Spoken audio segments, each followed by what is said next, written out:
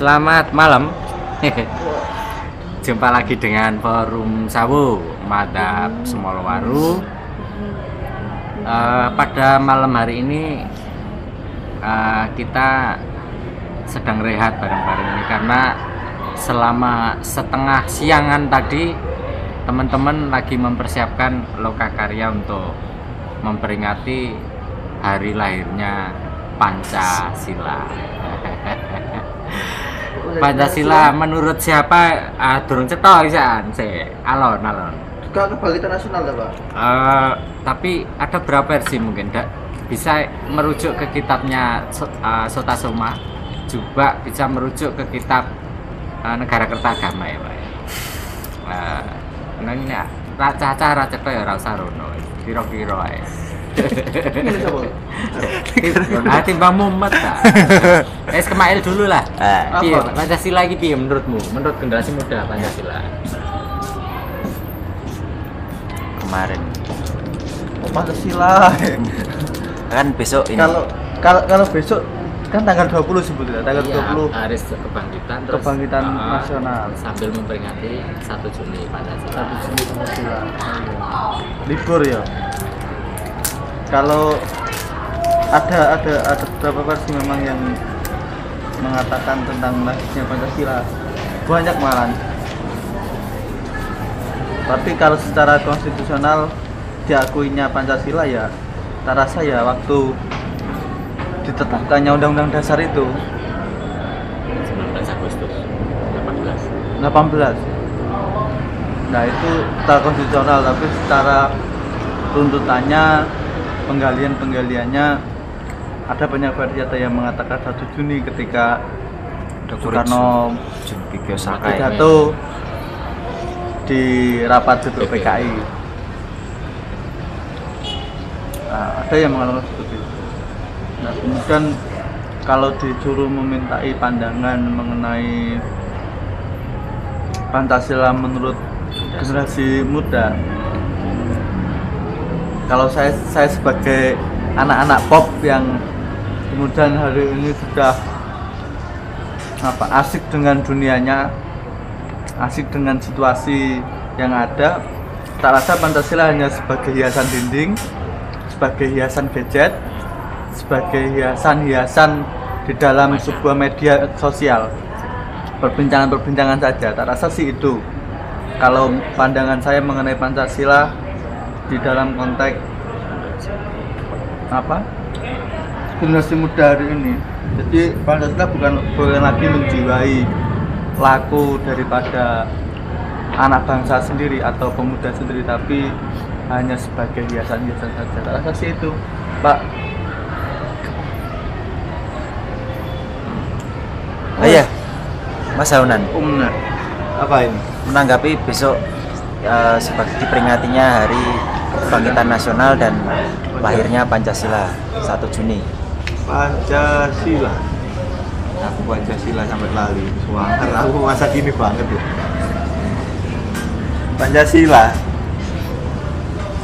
Pancasila itu, Pak, mata kuliah, Pak. Namanya ada pendidikan Pancasila. Gitu. Mata pelajaran juga ada? Iya, dulu, tapi udah lupa. Yang penting dapat nilai gitu, Pak. Nilai B atau nilai A. Mungkin kalau untuk saat ini.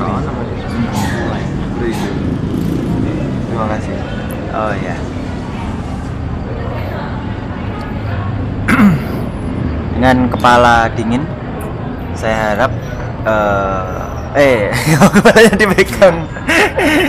Ada teman saya yang panas soalnya. Oh iya. Kira-kira bagaimana, Pak? Radang amandel, Pak. Radang amandel. Oh iya, betul. Semoga lekas sembuh. Masa orang diundang itu, Pak? Ya, iya no. Sebagai seorang yang masih mengagungkan Pancasila dan berjiwa Pancasilais, maka ketika ada teman yang radang amandel, ya kudune dibesuk. Neng acara waduh tuh, Pak. Tekon apa, Mam? Kira-kira kalau diceritakan sedikit, Pak, kalau membaca sejarah lahirnya Pancasila, sebenarnya ideologi Pancasila ini siapa yang pertama kali mencetuskan?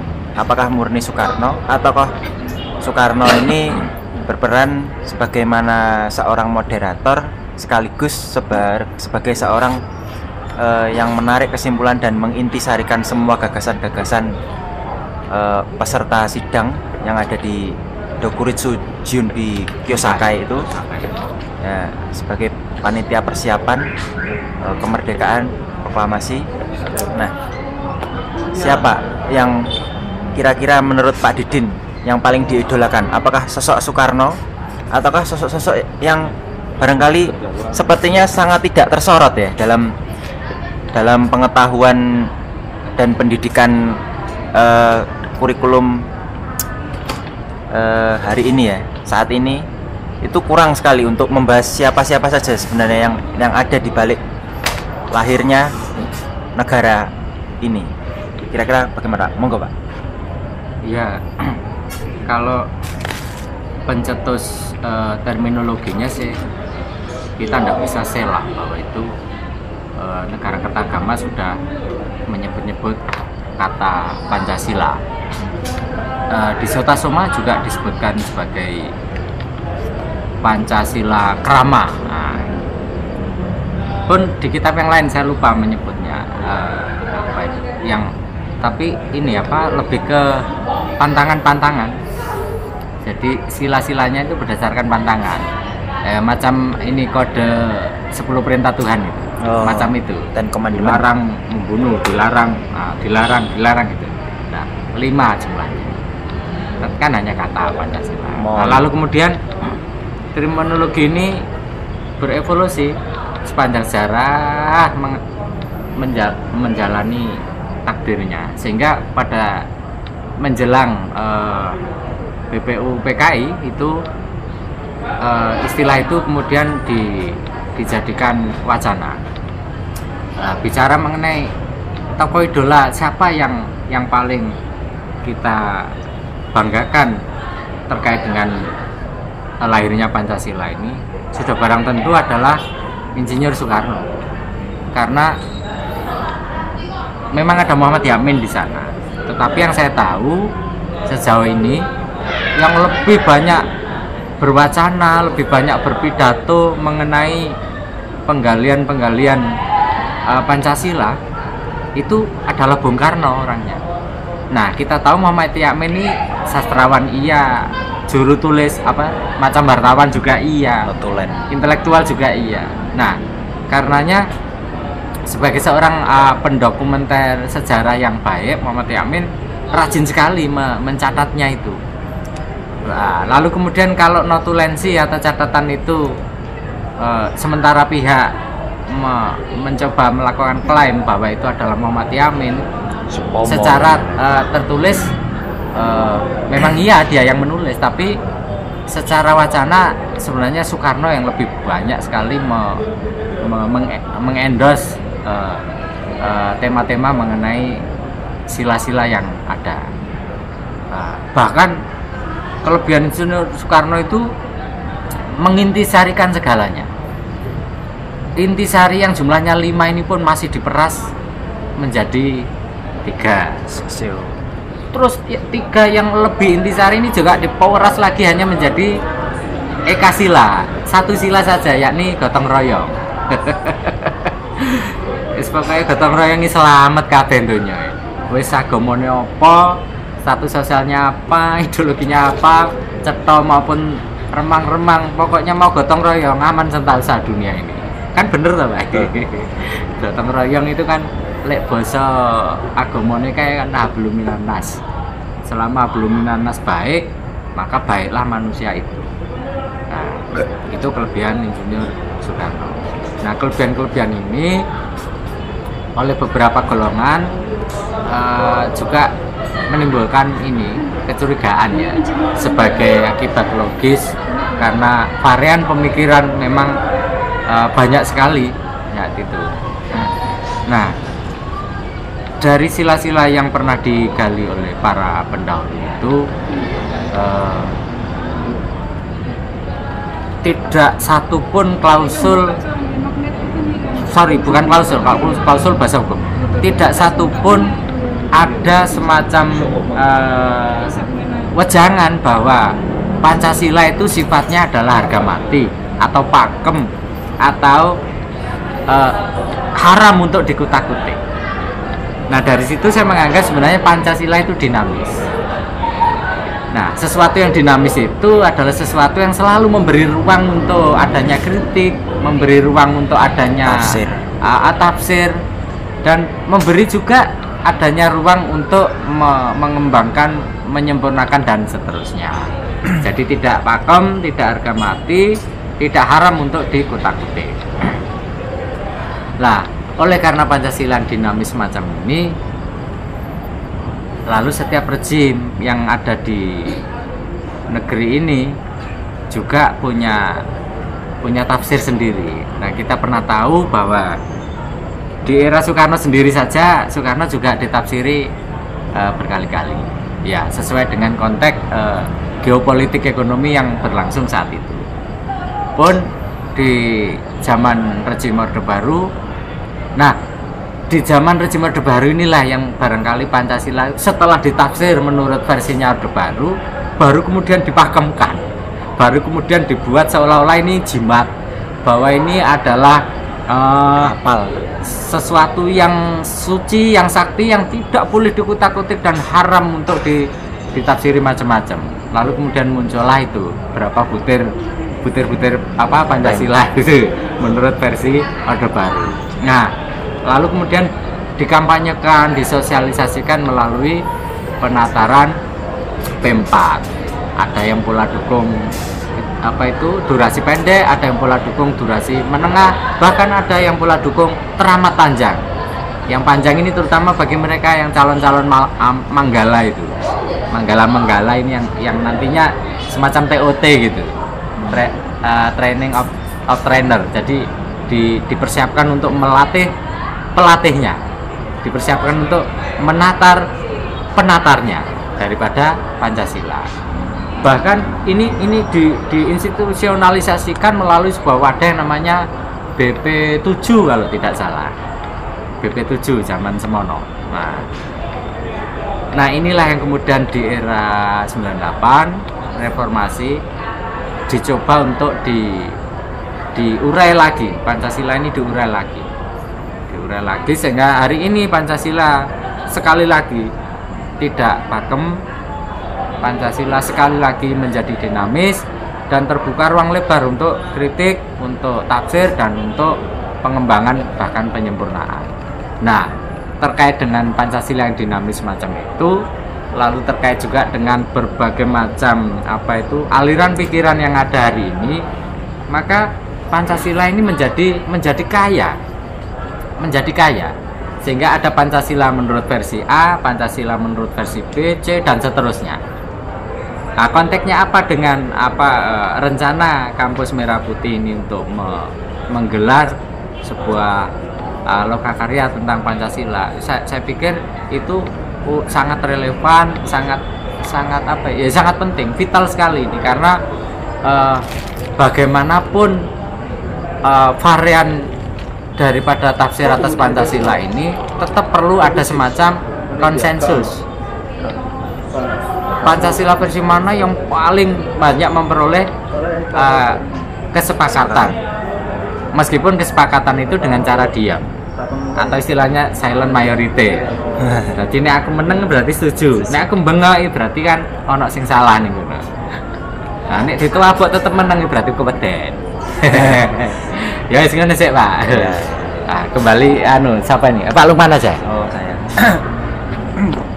Ya memang tadi Pancasila seharusnya memang sudah harus dihayati sebagai bangunan filosofis, bangunan pandangan hidup yang dinamis, karena dalam sejarahnya memang kalau maksud para intelektual pada zaman itu kita tahu ada Bung Karno, ada Muhammad Yamin, Supomo, ada Bung Hatta juga, lalu tokoh-tokoh Ki Bagus yang dari perwakilan agama Muhammadiyah waktu itu.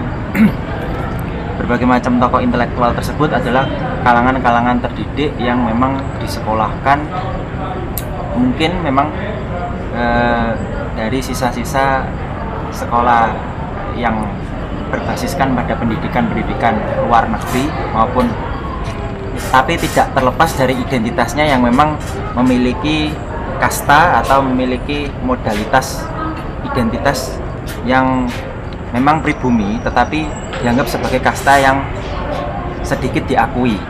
Jadi pada saat itu kan kita tahu bahwasanya para priayi itu berkesempatan untuk menempuh jenjang pendidikan lebih tinggi daripada kalangan pribumi yang lain. Nah, kalangan-kalangan terdidik yang kemudian menjadi intelektual ini kan menjadi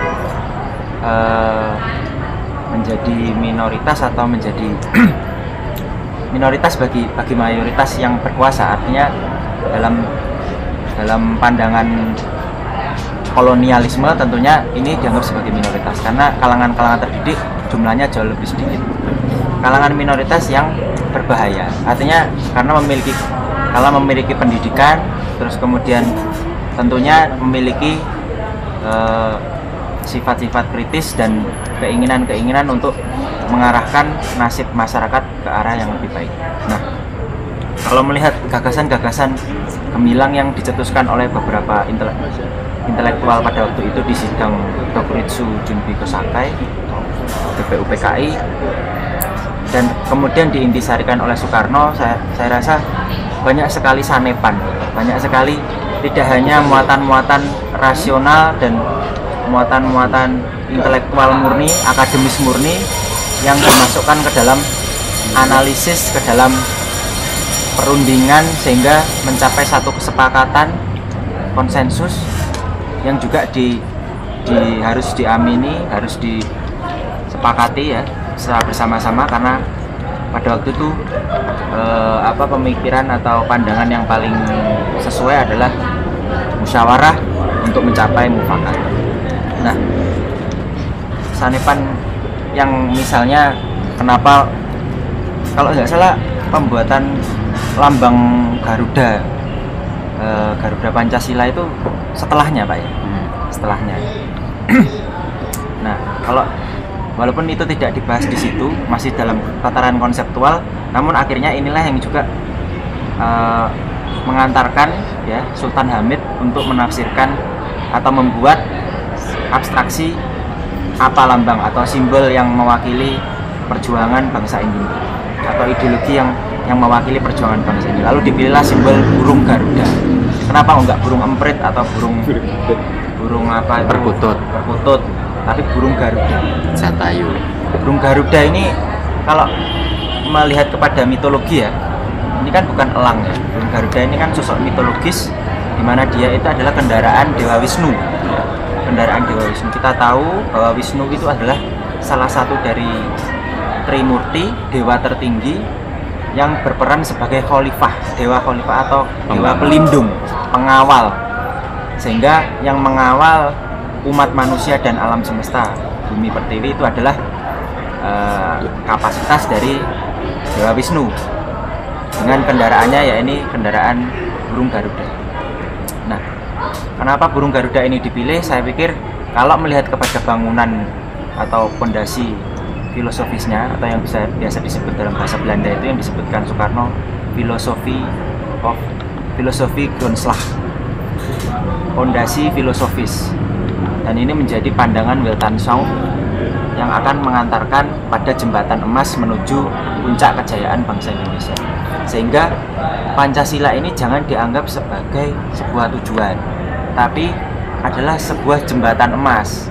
Jadi sarana yang akan terus mengawal, yang akan mengantarkan, yang akan diramalkan oleh para intelektual ini menuju pada puncak kesejahteraan dan kejayaan, karena melihat tentunya tipologi bangsa, tipologi masyarakat, dan corak geografis, teritorial, dan basis materialnya yang berbeda dengan negara-negara yang lain. Tentunya yang paling tepat adalah merekomendasikan 5 nilai tersebut yang diwakili oleh 5 sila. Sila itu aturan ya Pak. Terus 5 tentunya mengapa mengambil angka 5, tentunya kalau mengacu pada simbol bintang juga memiliki 5 sudut, bukan bintang segitiga itu, tapi bintang yang memiliki 5 sisi sudut itu yang dianggap memiliki kesakralan tersendiri, sehingga sila ketuhanan ya, yang pertama, walaupun itu awalnya tidak dimasukkan dalam sila pertama, tetapi pada akhirnya itu ketika menjadi sebuah simbol dalam Garuda Pancasila, menjadi simbol yang ada di tengah-tengah. Ibarat ether itu adalah satu Holy Spirit atau Spirit Kudus, Spirit atau Roh Kudus yang kemudian akan mengilhami semua sila-sila yang lain. Nah, diharapkan memang bisa dihayati seperti itu. Tapi pada prakteknya memang penghayatan atas Pancasila ini sendiri nampaknya masih perlu banyak mendapatkan peran generasi-generasi sekarang yang sudah mulai cerdas, mulai kritis untuk bisa mengembangkan dan menafsirkan maksud dari sila-sila yang ada dalam Pancasila, sehingga refleksi atas sila tersebut bisa berkembang dengan dinamis, sehingga yang dianggap sebagai monoteis dalam sila pertama, kenapa memilih ketuhanan yang Maha Esa, ini tentunya bukan hanya mengacu pada tataran tekstual aja yang letterlek, tapi di situ ada makna mengapa ada kata Esa dan apa sebenarnya yang melandasi kata tunggal itu sebagai perwakilan dari keseluruhan. Jadi itu adalah penafsiran yang harus dikembangkan sebagai bangunan filsafat. Nah, tentunya wacana-wacana ini juga harus diketahui oleh masyarakat, sehingga kita tidak hanya memahami Pancasila sebagai teks, tapi juga sebagai konteks masyarakat, konteks bangsa dan keadaan atau kontemporalitas bangsa kita yang sedemikian hingga melesat begitu cepat. Tentunya ini harus dibarengi dengan adanya pasokan sumber daya manusia yang cerdas dan kritis. Mungkin saya coba ngomong. Ya, yang diutarakan oleh Pak Lukman itu memang benar adanya ya. Jadi seluruh rangkaian untuk akhirnya menjadi sebuah lambang negara sekaligus ideologi, bukan hanya negara tapi juga ideologi bangsa, weltansaungnya bangsa. Ini memang tidak sekonyong-konyong hadir, tapi by proses. Nah, terkait dengan itu Pak Lukman ngomong soal proses, saya ingat salah satu narasi yang pernah diberikan oleh M.H. Ainun Najib. Ainun itu pernah membuat tafsir atas Pancasila itu sebagai sebuah urutan atau proses, yang kalau bahasanya Pak Lukman tadi dikatakan bahwa Pancasila ini alat, jembatan atau sarana untuk menuju kehidupan yang dicita-citakan oleh bangsa, cita-cita nasional. Nah, tapi kalau tafsirannya Cak Nun itu kan sila yang paling ujung, yakni sila yang kelima, yang bunyinya adalah keadilan sosial bagi seluruh rakyat Indonesia, itu sebagai tujuan. Jadi tujuannya adalah mencapai masyarakat yang adil, keadilan sosial. Jadi keadilan yang sosialisme, bukan keadilan yang kapitalistik, juga bukan keadilan yang sifatnya komunal, tidak, tapi keadilan yang sosialistis, dan itu berlaku seluruh rakyat Indonesia. Oleh karena kata yang dipilih adalah seluruh rakyat tanpa kecuali, orang pinter, orang bodoh, laki, perempuan, priayi, jongos, aparat negara maupun rakyat sipil, semuanya memperoleh keadilan yang sama. Bukan sama porsinya, tapi semuanya memperoleh keadilan. Sehingga tidak ada istilah warga negara kelas 1, kelas 2, kelas 3 dan seterusnya. Jangan mentang-mentang misalnya Asep suatu saat ngelamar jadi aparat terus merasa diri adalah warga negara kelas 1, numpak bis ora gelem bayar. Ya bayar, Sep. Bayar. Mosok nek ra sipil bayar kowe ora yo. Semua bayar lah. Itu keadilan sosial bagi seluruh rakyat Indonesia ini sebagai tujuan. Nah, supaya tujuan ini tercapai, maka dibutuhkan sebuah sarana atau alat. Nah, ini baru ngomong anu Pak, ngomong jembatan. Sarana, alat atau jembatannya adalah di sila keempat yang kita sebut sebagai state atau negara. Di mana negara ini dipimpin oleh kedaulatan yang paling tinggi. Siapa? Ya rakyat. Kedaulatan rakyat. Jadi rakyat ini punya penjelmaan yang namanya adalah lembaga permusyawaratan yang lalu disebut MPR itu. Rakyat juga punya aspirasi yang bisa disalurkan melalui wakilnya. Lalu muncullah Dewan Perwakilan Rakyat itu. Lah MPR dan DPR ini selaku pemegang consciousness-nya ini nanti akan memerintahkan kepada kalau kundalininya ini consciousness, dia akan memerintahkan yang bagian pusaran energi antara pusat dan kelamin itu, apa yang disebut dengan kemarin kali atau sati itu. Yang dimaksud adalah government atau pemerintah. Nah, kalau ini beres, MPR DPR-nya, government-nya beres, maka tujuan tadi bisa tercapai sila kelima.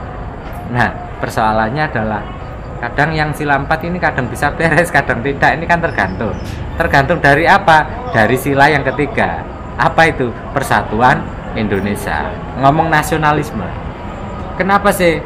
Ya memang harus nasionalisme, harus bersatu biar ndak reseh, ndak keos dan tidak congkrah gitu. Bersatu kita teguh, bercerai rujuk lagi. Maaf keliru.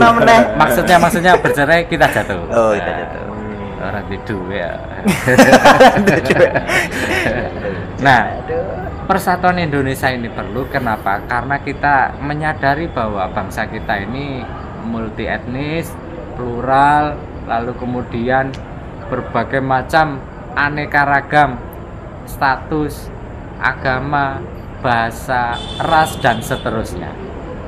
Nah, keseluruhan varian-varian yang sangat multi ini harus dipertautkan. Dipertautkan tidak untuk diseragamkan, biarkan mereka tetap berbeda tetapi dalam sebuah kata satu. Yang dimaksud dengan Bhinneka Tunggal Ika kan itu.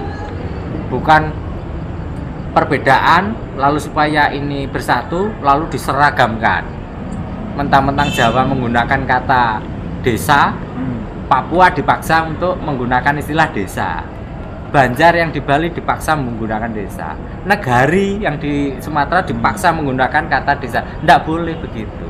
Biarkan tetap berbeda tetapi dalam kerangka satu tadi. Ini yang sila persatuan Indonesia. Nah, agar sila persatuan Indonesia ini juga baik atau tercapai, maka perlu sila kedua, pendidikan. Jadi kemanusiaan yang adil dan beradab. Kemanusiaan yang adil dan beradab ini maksudnya esensinya adalah pada education atau pada pendidikan. Jadi kata adib atau adab, pemberadaban. Supaya manusia itu beradab, maka memang harus dididik. Nah, pendidikan yang baik itu bagaimana? Adalah seluruh nilai-nilai ajaran-ajaran yang bersumberkan pada satu cahaya. Apa? Keilahian. Ngomong tauhid, Pak. Berarti sila pertama. Nah, sila pertama itu sejatinya bukan agama, tetapi tauhid. Nah, kalau disadari bahwa sila pertama itu tauhid dan bukan agama, maka aliran apapun, penghayat apapun harus memperoleh ruang di sila pertama itu. Sehingga kalau di KTP jangan hanya kolom agama, tapi juga ada kolom kepercayaan aliran apa itu harus ada juga. Bikin formulir nambah siji masuk abot toh. Siji wae. Kepercayaannya apa gitu. Mbok ditambah toh yo. Daripada golongan darah Pak. Mending kepercayaan. Aduh. Ya wis ngono sik, Pak, Iya. sementara. Iya. Kembali ke anak muda yang Anak muda. bagus. Bagus. Si kalem. Apa, Pak? Ngomong Pancasila sakarepmu. Loh, kan wis jilid-jilid wis. Oh, berjilid-jilid tapi Pancasila enggak pernah habis dibahas. Oh iya.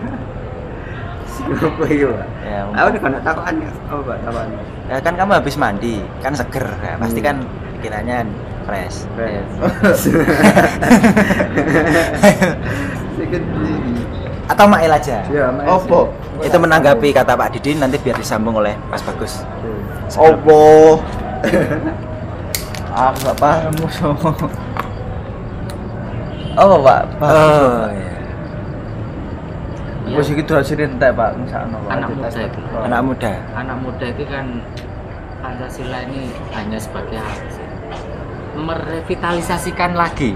Merevitalisasikan Pancasila ke anak-anak muda ini. Anak muda itu kan karena ngepop, karena hedon, senob, Wis. menganggap bahwa seolah-olah kata-kata yang angker macam Pancasila yang sangat apa ya Sanskrit gitu kan sudah alergi. Nah, perlu tidak misalnya sebuah apa itu sinonim atau apa ya yang kata sama itu? Iya, sinonim. Sinonim perlu ndak?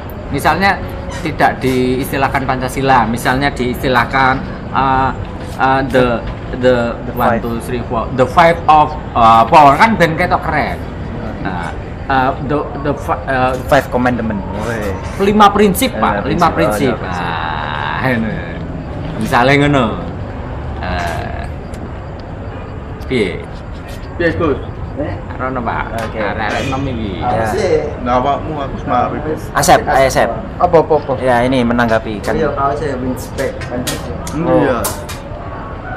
Ya, napa aku gak mengikuti soalnya daftar LPDP. Nah, Berarti tepat. Pancasila di sini. Pancasilais. Karena Sila kedua. sila kedua. Pendidikan. Oh, Pak, sila kedua. Pendidikan. Pendidikan. Ya, Keadilan sosial. makanya kemanusiaan kenapa dan saya gak fokus sama teman-teman karena itu tadi. Nah, untuk menanggapi Pancasila memang itu adalah sebuah kebutuhan yang memang wajib untuk warga negara Indonesia.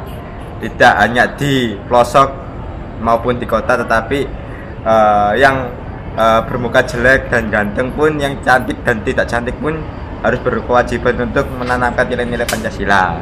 Gitu. Nah, nilai-nilai Pancasila itu seperti yang sudah dituangkan di 5 ayat. Yang pertama ketuhanan, terus yang kedua kemanusiaan dan seterusnya. Nah, ini kalau dari 5 ini tidak diimplementasikan di dalam kehidupan sehari-hari, saya mungkin saya mentafsirkan itu bukan warga negara karena kenapa tidak melambangkan apa yang sudah dimuat di dalam ayat-ayat Pancasila tersebut. Nah, menanggapi siapa memang apa Pak komentarnya ada? Oke. Jadi tidak ngerti ya lah. Pokoknya wis ngono ku ya. Wis pokoke ngono ku. Pancasila kebutuhan. Pancasila penting, siapa betul cari. Belum nih. Iya. Sudah 30 menit, Pak. Iya, wes sampean closing. Oke. Ya, terima kasih kepada teman-teman telah ikut urun rembuk, setidaknya walaupun belum merasakan atau belum hadir saat ini, kita menanti. Yang belum hadir siapa, Pak? Yang radang mandel apa ya? Oh iya, itu sebentar lagi akan dihadirkan. Oh iya. Betul. Nah, karena cost produktif produksi itu Mahal banget. ya, mahal ya. Sehingga saya tutup sekian. Semoga Hari Kebangkitan Nasional dan bulan Pancasila, menyambut bulan Pancasila bisa kita jalani, bisa kita laksanakan dengan khidmat. Oke, terima kasih. Bila terdapat hidayah, Allahu a'lam bishawab. Assalamualaikum warahmatullahi wabarakatuh. Waalaikumsalam warahmatullahi taala wabarakatuh. Allahumma sholli ala Muhammad. Allahumma sholli alaihi.